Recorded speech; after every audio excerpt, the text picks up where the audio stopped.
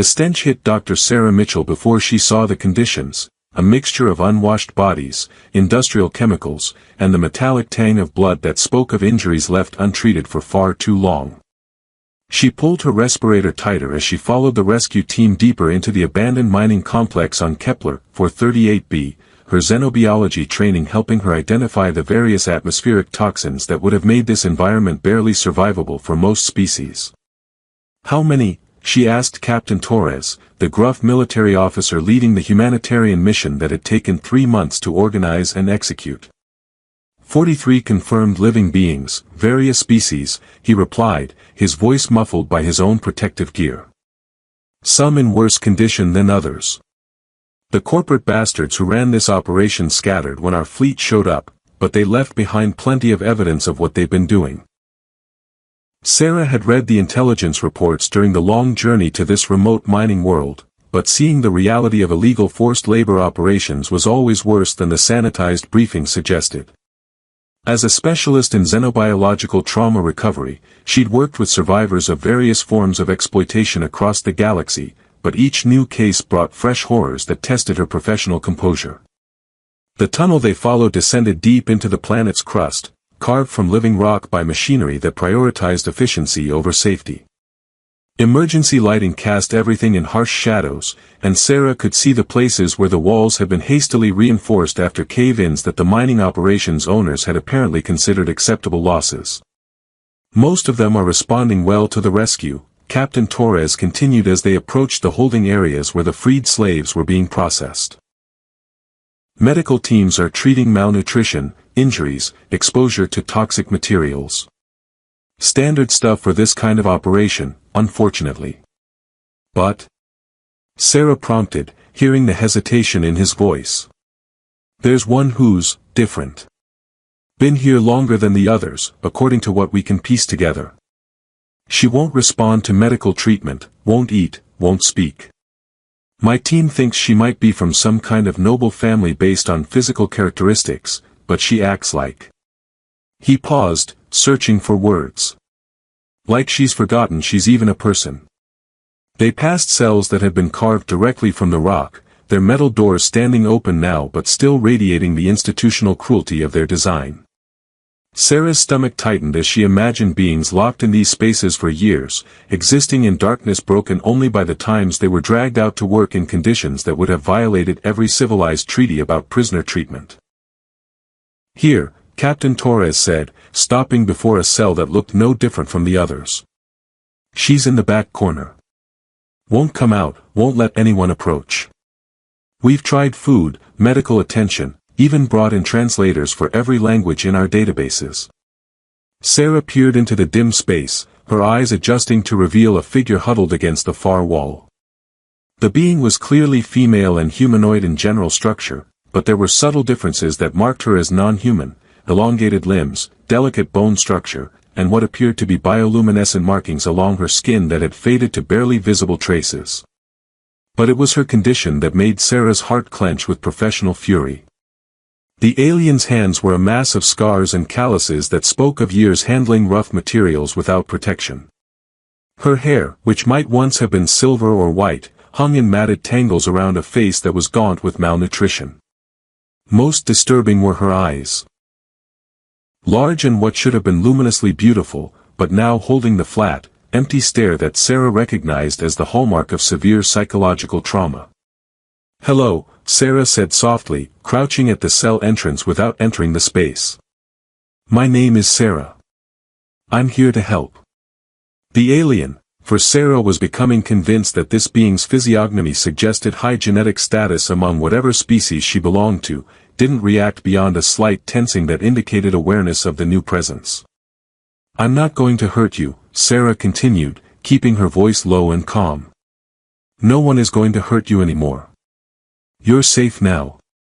A sound escaped the huddled figure, not quite words, but a vocalization that carried such hopelessness that Sarah felt tears prick at her eyes. It was the sound of someone who had learned that promises of safety were just prelude to new cruelties. "She does that sometimes," Captain Torres said quietly. "Like she's trying to speak but can't remember how." Sarah studied the alien's posture, the way she held herself in a defensive position that had probably become automatic after years of abuse. The scars on her hands weren't just from rough work, they showed patterns consistent with deliberate punishment, the kind of systematic cruelty designed to break spirits rather than just extract labor.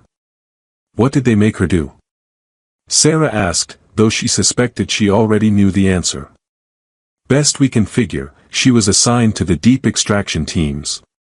Most dangerous work in the mine, handling raw ore with radioactive properties, working in unstable tunnels, clearing blockages after explosions. The kind of jobs they'd give to prisoners they considered expendable. Sarah felt anger building in her chest, the cold professional fury that came when she encountered the deliberate destruction of sentient beings. This alien hadn't just been enslaved. She'd been systematically dehumanized, taught that her life had no value beyond the labor she could provide.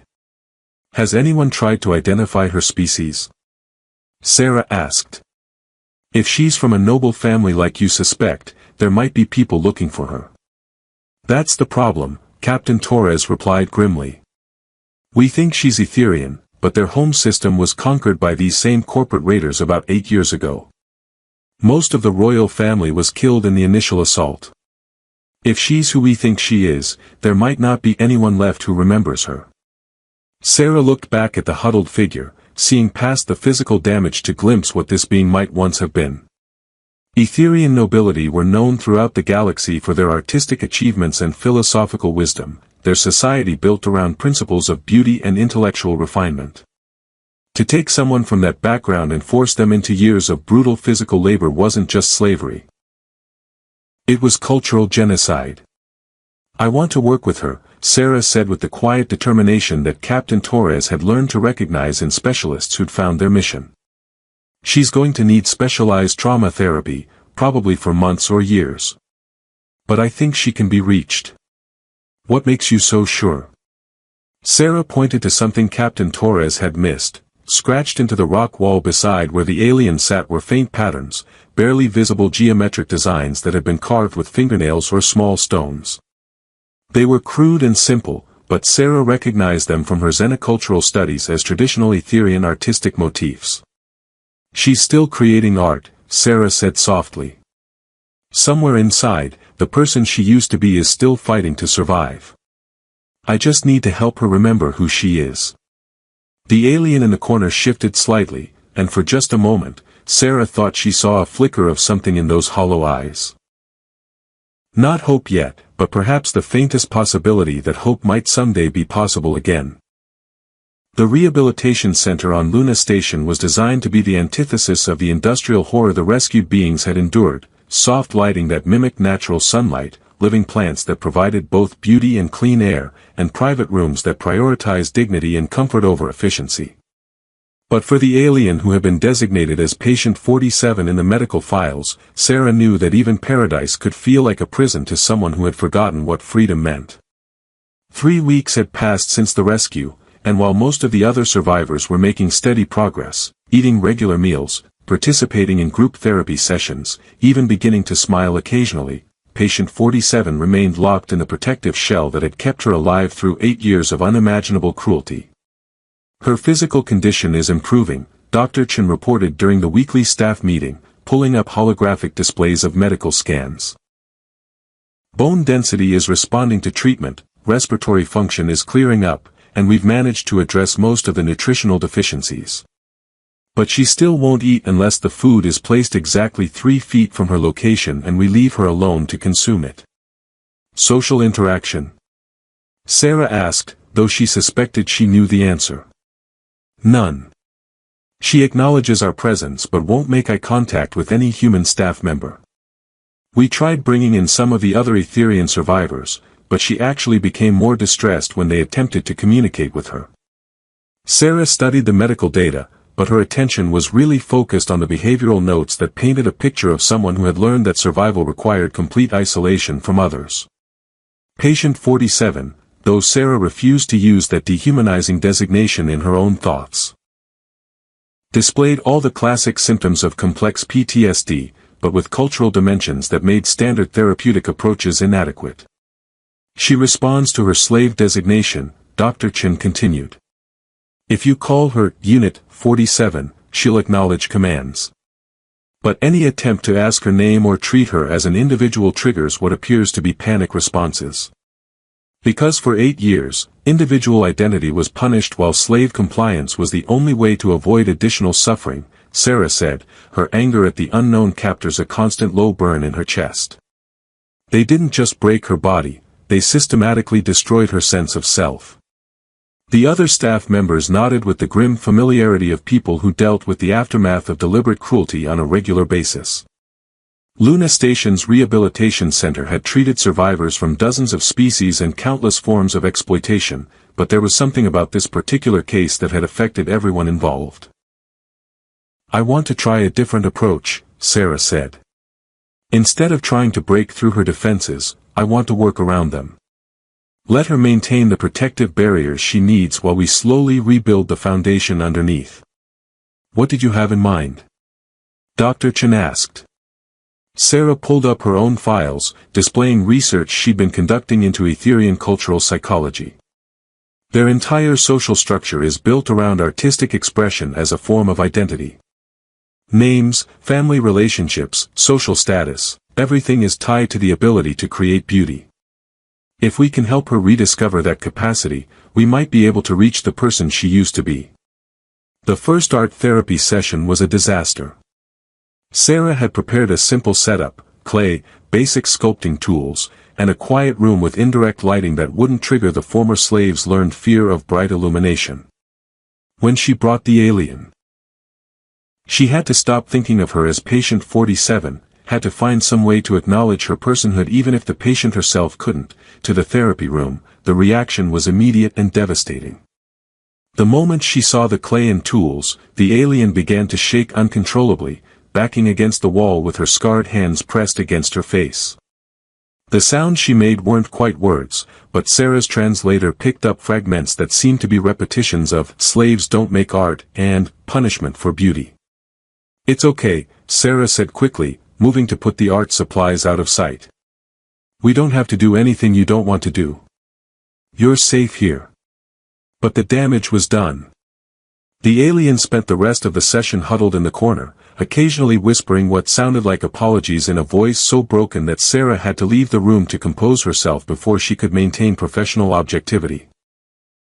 That night, Sarah reviewed every piece of intelligence they had about the mining operation, trying to understand exactly what had been done to this particular prisoner. The picture that emerged was one of deliberate psychological torture. The Etherian had been forced to destroy beautiful crystal formations instead of extracting them carefully, punished for any attempt at artistic arrangement of her work, and apparently subjected to additional abuse whenever her natural creative instincts surfaced. Her captors hadn't just wanted labor, they had specifically targeted her cultural identity, systematically destroying everything that made her who she was until only a compliant unit remained. But they had made one crucial error. Late at night, when she thought no one was watching, the alien still carved tiny patterns into whatever soft surfaces she could find, soap, the edge of her mattress, even her own skin when nothing else was available. The impulse to create was so fundamental to Etherian psychology that even 8 years of brutalization hadn't been able to completely suppress it. Sarah began leaving materials in places where they might be discovered accidentally, a piece of soft clay forgotten on a windowsill, colored pencils mixed in with standard medical supplies, paper that appeared to have been left behind by other patients. She never mentioned these items directly, never pushed for their use, but simply made creativity possible without demanding it. 3 months into treatment, Dr. Chen called Sarah to the patient's room with excitement that he was trying hard to contain professionally. "Look at this," he said, pointing to the alien's bedside table. There, barely visible in the indirect lighting, was a small clay figure, rough and primitive, but unmistakably deliberate. It depicted a being with flowing hair and graceful limbs, and while the proportions were distorted by the limitations of scarred hands and suppressed memory, Sarah could see the echo of traditional Etherian artistic techniques in its creation. More importantly, she could see tears on the alien's face, the first genuine emotional expression Sarah had witnessed since the rescue. "She made this?" Sarah asked softly. The alien looked up at her with eyes that for the first time held something other than empty compliance. "I I remember making beautiful things, she whispered in heavily accented standard. Before. I remember. I remember being someone who made beautiful things. It was the first time she had spoken in first person since her rescue, the first acknowledgement that she existed as an individual rather than just a unit of labor. What was your name? Sarah asked gently. Before. The alien stared at the crude clay figure for a long moment, and Sarah could see the internal struggle playing out across her features. 8 years of conditioning warred with deeper memories that were fighting to surface.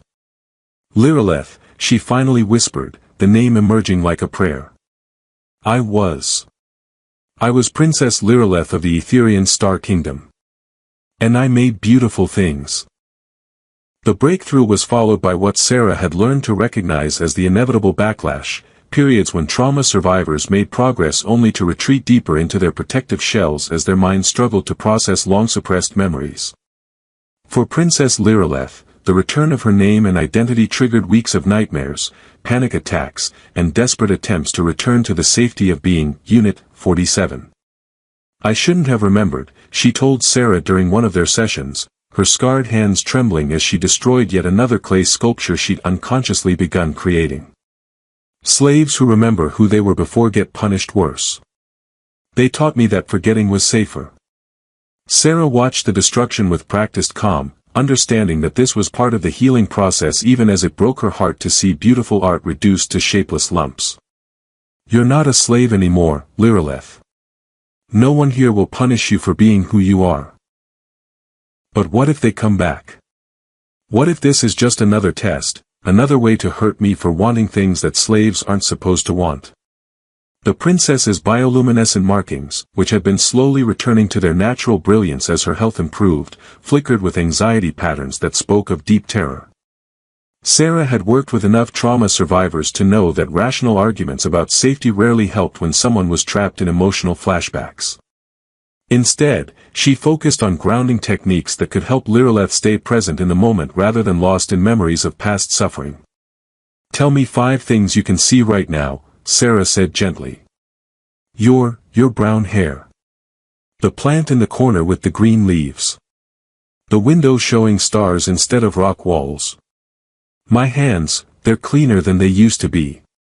Lireleth's voice grew steadier as she focused on immediate sensory input. And the clay. Even broken, it's still beautiful clay. 4 things you can hear. The air recycling system humming. Your breathing. My own heartbeat. And silence. No guards shouting, no machinery grinding. Just peaceful silence. The grounding exercises became a regular part of their sessions, helping Lireleth distinguish between past trauma and present safety. But Sarah knew that true healing would require more than just managing symptoms, it would require rebuilding the sense of self that had been systematically destroyed. The turning point came 6 months into treatment, when Sarah made what seemed like a casual suggestion during one of their art therapy sessions. I've been reading about traditional Etherian royal arts, Sarah said, carefully arranging materials on the worktable between them. The historical texts mention something called memory sculptures, pieces that help preserve important cultural knowledge. Lireleth's hands stilled in their work with the clay. You've been studying our culture. I wanted to understand what you'd lost, Sarah replied honestly. What they tried to take from you.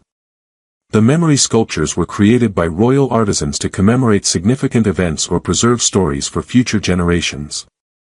I made memory sculptures, Lireleth said quietly, her voice carrying the first note of pride Sarah had heard from her. Before the conquest. I was considered skilled for my age. My tutors said I had the gift of seeing truth in clay and crystal. What would you memorialize now, if you were going to create a memory sculpture? The question hung in the air between them while Lireleth considered it. Her scarred fingers worked unconsciously at the clay, shaping and reshaping it without conscious direction. Survival, she finally said. I would memorialize survival. Not the suffering, that doesn't deserve to be remembered forever. But the part of me that refused to die completely, even when dying would have been easier. What emerged over the following weeks was the most complex piece of art that Lireleth had attempted since her rescue. Working with materials that couldn't exist on her homeworld, human clay, pigments from earth plants, even small pieces of recycled metal from Luna Station's workshops, she created something that was both uniquely Etherian and distinctly influenced by her experience among humans.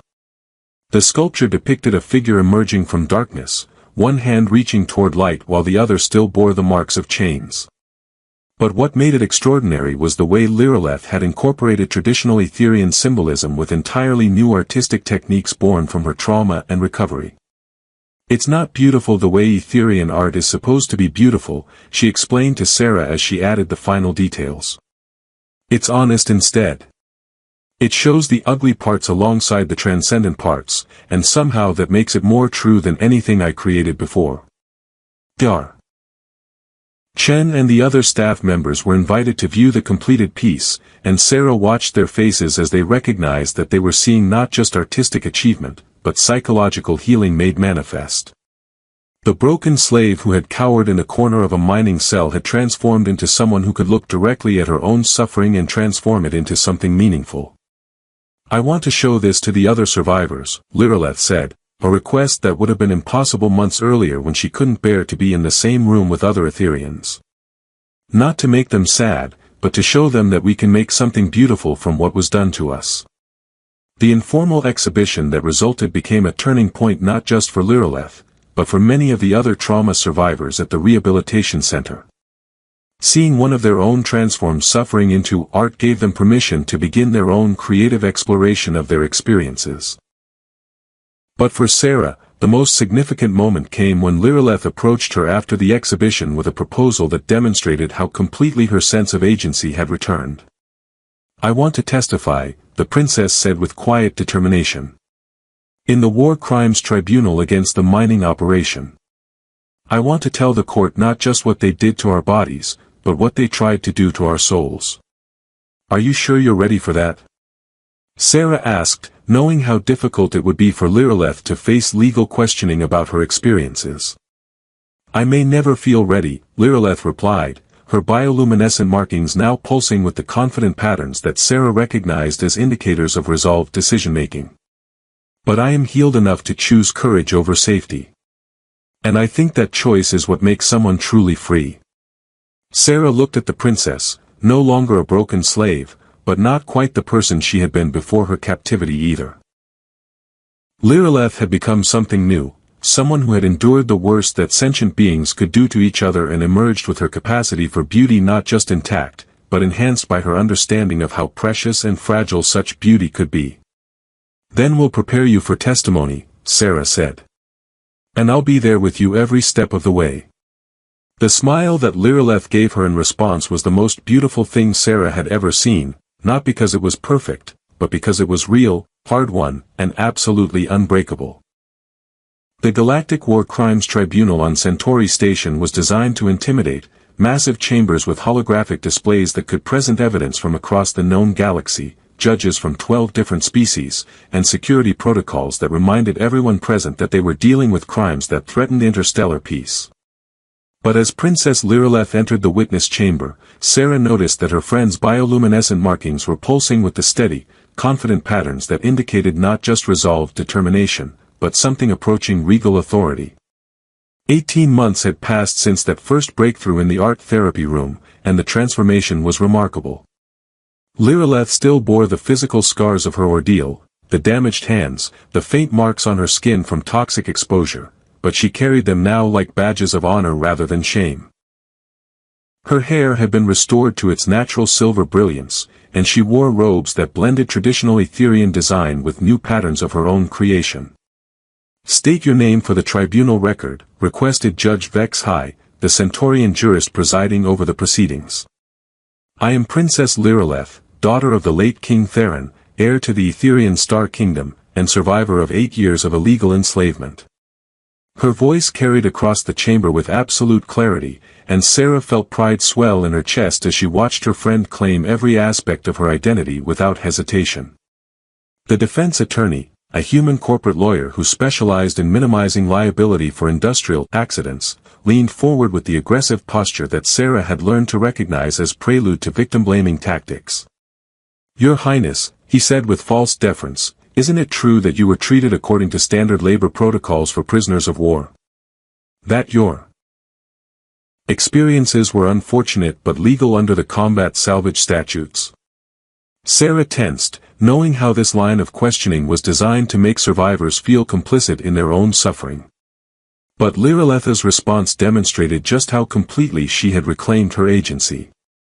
"Counselor, I was forced to destroy beautiful crystal formations with my bare hands while being told that my life had value only as a unit of labor.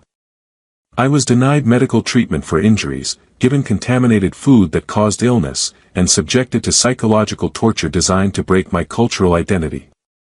Her bioluminescent markings brightened as she spoke, making her presence impossible to ignore. "If you consider that standard treatment, then your definition of legality needs examination." The questioning continued for hours, with Lyrileth providing detailed testimony about the conditions in the mining facility, the systematic abuse of alien workers, and the specific techniques used to break the spirits of those whose cultural backgrounds made them particularly valuable as symbols of conquest. But what made her testimony devastating wasn't just the factual content, it was the way she presented it. This wasn't a broken victim reciting her suffering. This was a princess of a conquered people holding her captors accountable for crimes against not just individuals, but entire civilizations. "The defendant mining corporation didn't just enslave our bodies," Lyrileth told the tribunal during her closing statement. "They attempted to commit cultural genocide by systematically destroying our ability to express the artistic vision that defines Etherian identity. They failed in that attempt, not because of any weakness in their methods, but because the human spirit, whether human, Etherian, or any other species, contains something that cannot be broken if even one person chooses to see us as worthy of dignity." She gestured toward Sarah in the observer section. "Dr. Mitchell saved my life not through advanced medical technology or sophisticated therapy techniques, but by treating me like a person who deserved to have her questions answered, her artistic impulses respected, and her cultural heritage valued. That simple recognition of my personhood was enough to reawaken everything my captors had tried to destroy."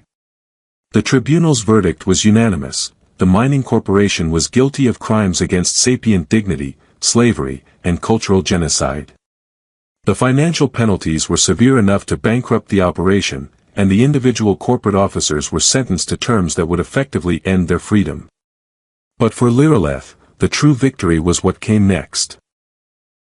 The tribunal recognizes Princess Lyriletha's proposal for the establishment of survivor rehabilitation centers to be funded by the convicted corporation's assets, Judge Vexhai announced. These facilities will provide trauma recovery services for beings who have suffered similar exploitation, using therapeutic methods developed through her collaboration with Dr. Mitchell. 6 months later, Sarah stood in the main therapy studio of the Lyrileth Center for Trauma Recovery on the rebuilt Etherian homeworld, watching her friend work with a group of recently rescued slaves from a dozen different species. The princess moved among them with gentle authority, offering encouragement to a Rigelian who was attempting his first sculpture, helping a young Centaurian understand that making art wasn't a privilege that had to be earned, and demonstrating techniques that allowed beings with various physical limitations to express their creative visions. "You did this," Sarah said when Lyrileth joined her at the observation window overlooking the main workshop. "You took your worst experience and transformed it into healing for others." "We did this," Lyrileth corrected, her bioluminescent patterns showing the warm affection that had replaced the hollow emptiness of their first meeting. "I couldn't have found my way back to myself without someone who believed I was worth saving." Below them, the therapy session was ending with what had become a daily ritual, each participant sharing something they were grateful for, no matter how small.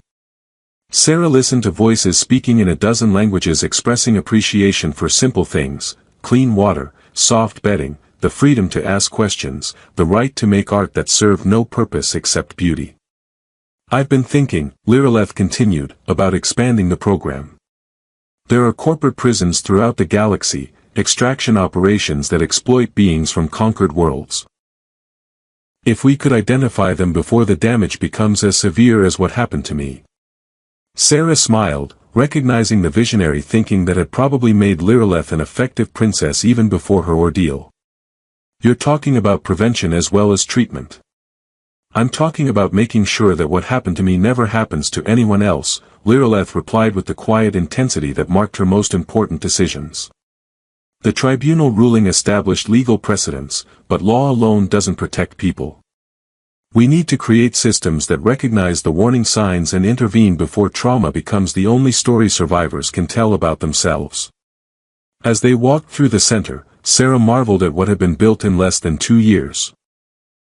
The facility housed not just therapy studios and medical treatment areas, but also workshops where survivors could learn new skills, galleries where their artistic achievements were displayed with pride, and research laboratories where teams of scientists studied trauma recovery techniques that could be adapted for different species and cultural backgrounds. But the most important feature was something that couldn't be measured or quantified: an atmosphere of absolute safety where beings who had been systematically dehumanized could remember what it felt like to be treated with dignity. Dr. Mitchell, called one of the newer arrivals, a young alien whose species Sarah didn't recognize. "Princess Lireleth says you're the one who helped her remember how to make beautiful things. Could you help me remember too?" Sarah looked at Lireleth, seeing in her friend's expression the same mixture of hope and determination that had marked their first breakthrough in that small therapy room on Luna Station. "We can help you remember," Sarah said, using the plural that had become natural after years of partnership. "But more than that, we can help you discover beautiful things you never knew you were capable of creating." As the young alien's face lit up with the first spark of hope Sarah had seen there, she realized that this was what true healing looked like, not just recovering what had been lost, but growing into something stronger and more beautiful than what existed before the trauma. Later that evening, Sarah and Lireleth sat in the princess's private garden, surrounded by sculptures created by survivors from dozens of worlds. Each piece told a story of transformation, of beings who had refused to let their suffering define the limits of their possibility. "I've been asked to address the Galactic Council next month," Lireleth said, her fingers absently shaping patterns in the sand beside her chair, a habit that had never fully disappeared since her days in the mines, but which now produced beauty instead of serving as mere coping mechanism. "They want to formally establish survivor protection protocols based on our work here." "You'll be brilliant," Sarah replied with absolute confidence. "You always are when you're talking about things that matter. I want you to come with me. As co-director of the program, your voice carries weight that mine alone cannot." Sarah considered this, thinking about how far they'd both traveled from that first meeting in a mining cell where a broken slave had carved tiny patterns into stone walls with bleeding fingernails. "A year ago, you couldn't speak your own name. Now you're going to address the most powerful governing body in the galaxy." "A year ago, I thought the most I could hope for was to survive another day without additional punishment," Lireleth replied. "Today, I know that survival isn't the highest goal we can set for ourselves. The highest goal is to use whatever we've survived to make sure others don't have to endure the same suffering." They sat in comfortable silence, watching the twin moons rise over the rebuilt capital city of the Etherian homeworld. In the distance, Sarah could see the lights of other rehabilitation centers that had been established using their model, beacons of hope on worlds throughout the sector where survivors were learning that healing was possible even from the deepest wounds. "Do you ever regret it?" Lireleth asked suddenly. "Choosing to specialize in trauma recovery? It can't be easy, seeing suffering day after day, knowing that for every person we help, there are thousands more we haven't reached yet." Sarah thought about the question seriously. Her work had taken her to some of the darkest places in the galaxy, had shown her cruelties that most civilians never had to confront, and had demanded emotional reserves that sometimes left her feeling drained and overwhelmed. But she also thought about moments like this one, sitting beside a friend who had transformed from a broken slave into a princess who used her crown not for personal glory, but as a platform to protect those who couldn't protect themselves. "I think about changing careers sometimes," Sarah admitted. "Usually late at night when I'm reviewing case files and feeling like the universe contains more cruelty than one person can reasonably process. But then I remember that someone has to do this work, and I've gotten pretty good at it." "More than good at it," Lireleth corrected. You've revolutionized it. The techniques we've developed here are being implemented across 12 star systems.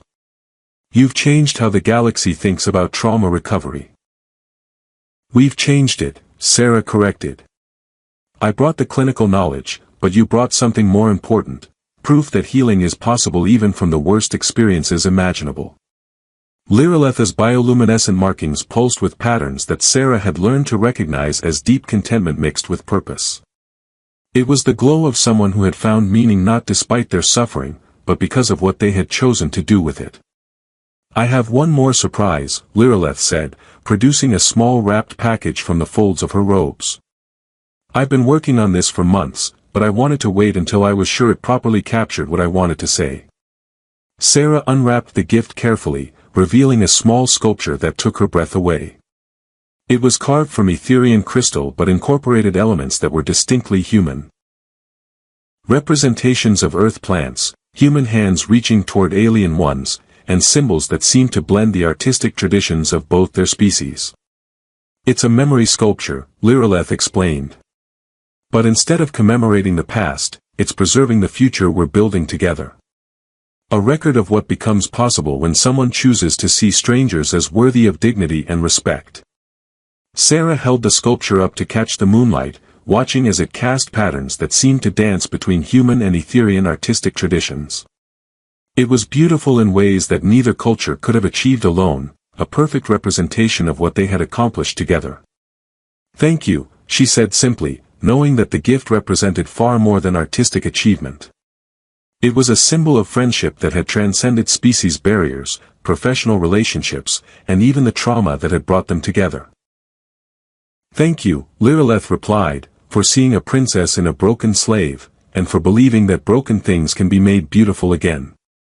As they prepared to return to the center where tomorrow would bring new survivors seeking hope, Sarah reflected on how completely her understanding of her work had evolved. She had started as a specialist in trauma recovery, focused on helping individuals heal from specific injuries to their psyches. But working with Princess Lyrileth had taught her that true healing was about more than returning people to their previous state. It was about helping them discover that they could become something stronger and more compassionate because of what they had endured, not in spite of it. The princess had learned that true nobility wasn't about birthright or privilege, but about using whatever power one possessed to protect those who could not protect themselves. And Sarah had learned that the greatest act of defiance against those who would break the human spirit was simply refusing to let anyone stay broken when healing was possible. Together, they had built something that would outlast both their individual lives, a network of hope that spanned the galaxy, proving that even in a universe that contained unimaginable cruelty, simple human kindness remained the most powerful force for transformation.